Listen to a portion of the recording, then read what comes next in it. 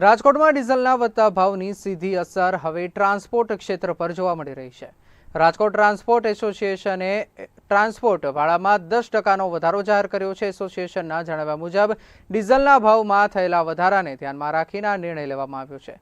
Transport ભાડું વધતા હવે તેની સીધી અસર સામાન્ય જનતાના ખિસ્સા પર પડશે। શાકભાજી, ફળ, આવશ્યક ચીજવસ્તુઓ તેમજ ઉદ્યોગ ક્ષેત્રના માલસામાનના ભાવમાં વધારો થવાની શક્યતા વ્યક્ત કરવામાં આવી રહી છે।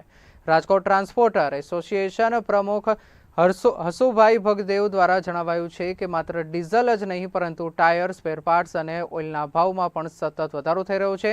આગામી સમયમાં જો ખર્ચમાં વધુ વધારો થશે તો ફરી ભાડા વધારાનો નિર્ણય લેવાઈ શકે છે। આ સાથે જ હાઈવે પર ડીઝલ મળતું ન હોવાથી સમયનો પણ વેડફાટ થાય છે, જેના કારણે ટ્રાન્સપોર્ટરો હાલ મુશ્કેલીનો સામનો કરી રહ્યા છે। તેથી સરકાર દ્વારા રાહત પેકેજ જાહેર કરવામાં આવે તેવી માંગ કરવામાં આવી છે।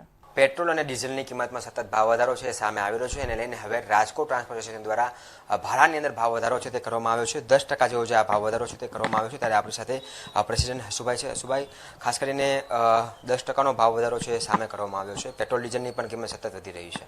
ખાસ આગામી સમયની અંદર શું પરિસ્થિતિ દેખાઈ રહી છે?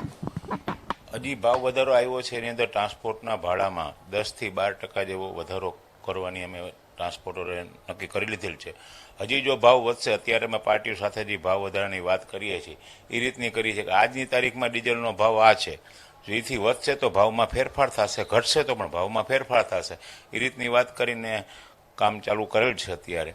અને હાઈવે ઉપર પેટ્રોલ કે ડીઝલ, પેટ્રોલ ગાડીમાં 2000 રૂપિયાનું આપે, ડીઝલ કાં 5000નું આપે, કાં 10,000નું આપે। રાતના 10 વાગ્યા પછી હાઈવેના પંપ બધાય બંધ થઈ જાય છે, એટલે ટાઈમ પણ ગાડીઓને પહોંચતા બહુ લાંબો લાગે છે। એટલે સરવાળે આર્થિક માર તો બધો પબ્લિક ઉપર જ પડવાનો છે। આ ખાસ 10%નો વધારો કરવામાં આવ્યો છે, પરંતુ તમે જેમ કહ્યું કે હાઈવે ઉપર ડીઝલ છે મળતું નથી, તો અહીંથી જ્યારે ટ્રાન્સપોર્ટની વસ્તુઓ ત્યાં પહોંચાડતા હોય છે તો તેમાં પણ હવે સમયનો વેરફાર થઈ રહ્યો છે, અને બીજી તરફ લોકોને યોગ્ય જ્યારે વસ્તુ જોતી ત્યારે ન મળે એવી પણ શક્યતા ઊભી થઈ રહી છે।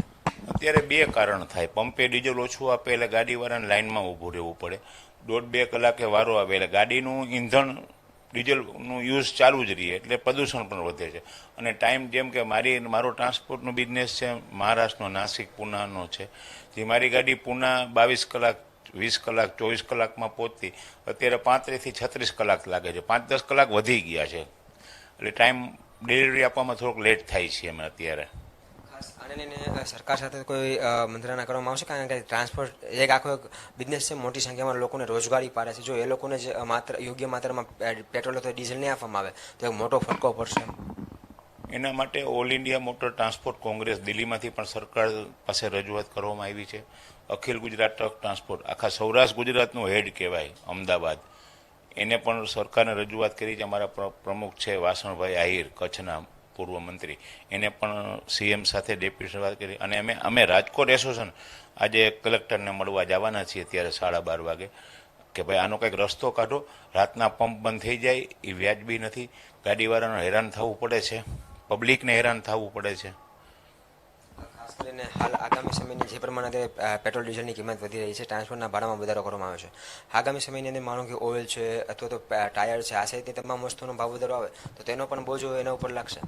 એ તો એક સાયકલ જ છે, ડીઝલનો ભાવ વધારો આવે કે પેટ્રોલનો વધારો આવે એટલે ટાયરમાં આવશે, સ્પેર પાર્ટમાં આવશે, બધી જગ્યાએ વધારો ભાવ આવશે, એટલે સરવાળે તો મોંઘવારી વધવાની છે ને સરવાળે ભારણ એ પબ્લિક ઉપર જ પડવાનું છે જે કાંઈ ભાવ વધારા આવશે તેનું। શું લાગે છે કઈ પ્રકારનો રસ્તો કરવો જોઈએ, અથવા તો કેટલી માત્રામાં સરકારે પેટ્રોલ અને ડીઝલનો જથ્થો છે અનામત રાખવો જોઈએ, જેથી કરીને જે ટ્રાન્સપોર્ટ એસોસિએશન છે તેને કોઈ નુકસાની ન જાય તો પોતે યોગ્ય પ્રમાણમાં પોતે ડિલિવરી કરી શકે? જથ્થો તો છે જ, કંપનીઓ એમ કહે છે કે અમારી પાસે સ્ટોક તો છે જ, પણ નથી આપતા। 50 લીટર, 100 લીટર, 5000નું, 2000 રૂપિયાનું, એટલે કે પંપ ડ્રાય ન થઈ જાય, ડ્રાય થાય એટલે ઉહાપો થાય, સરકારની નાલોસી થાય, એટલે ડ્રાય કરવા ન થાય એ માટે થોડો માલની માત્રામાં વેચાણ કરી રહ્યા છે। શું લાગે છે કેવા પગલાં લેવા જોઈએ આપના મતે? અમારા માટે તો સરકારને એક જ વિનંતી છે કે જો આવું લાંબો ટાઈમ ચાલે એમ હોય, યુદ્ધના કારણે આપણે તકલીફ પડે એમ હોય, તો જેમ કોરોના વખતે સરકારે રાહતનું જે પેકેજ જાહેર કર્યું હતું એવું અત્યારે કરવું જોઈએ। 2-2.5 મહિના થઈ ગયા, પબ્લિક પીસાઈ રહી છે, એ માટે સરકારે વિચારણા કરવી જોઈએ કે શું કરવું। ગાડીના હપ્તા ન ભરાય, એક હપ્તો, બીજો હપ્તો, ત્રીજો હપ્તો ખડે એટલે ગાડી કંપનીવાળા ખેંચી લે છે, એના વ્યાજ લાગે, એની ઉપર કંપનીએ, સરકારે એક રાહત ફંડ પેકેજ જાહેર કરવું જોઈએ. ફાઇનાન્સ કંપનીને કહેવું જોઈએ કે ભાઈ આ લોકોને હમણાં રાહત આપી દો. એ રીતની વિચારણા સરકારે કરવી જોઈએ ટ્રાન્સપોર્ટ ઉદ્યોગ માટે ખાસ. ટ્રાન્સપોર્ટ ઉદ્યોગ માટે ખાસ સરકાર દ્વારા એ વિચારણા કરવી જોઈએ ને કે રાહત પેકેજ છે પણ કશકા કે કોઈ સમય જેવું જાહેર કરવામાં આવ્યું હતું તેવું જાહેર કરવું જોઈએ, કારણ કે હાલ અત્યારે જે પ્રમાણે પેટ્રોલ અને ડીઝલની કિંમતમાં વધારો આવી રહ્યો છે તેને લઈને રાજકોટ ટ્રાન્સપોર્ટેશન દ્વારા 10% ભાડો વધારો છે તે કરવામાં આવ્યો છે. પરંતુ આગામી સમયની અંદર જો પેટ્રોલ અને ડીઝલ સહિત તમામ વસ્તુના ભાવ વધશે તો હજુ પણ ભાવ વધારો છે કરવો પડે તે પ્રકારની શક્યતાઓ છે દેખાઈ રહી છે. ત્યારે સરકાર દ્વારા આ ઉદ્યોગ છે તે પડી ન ભાંગે તે માટે એક રાહત પેકેજ છે જાહેર કરવામાં આવે તે ખૂબ જ જરૂરી બને છે. કેમેરામેન કેતન લખતરિયા સાથે દિલાવ ચુડીસરા, ગુજરાત ન્યૂઝ, રાજકોટ.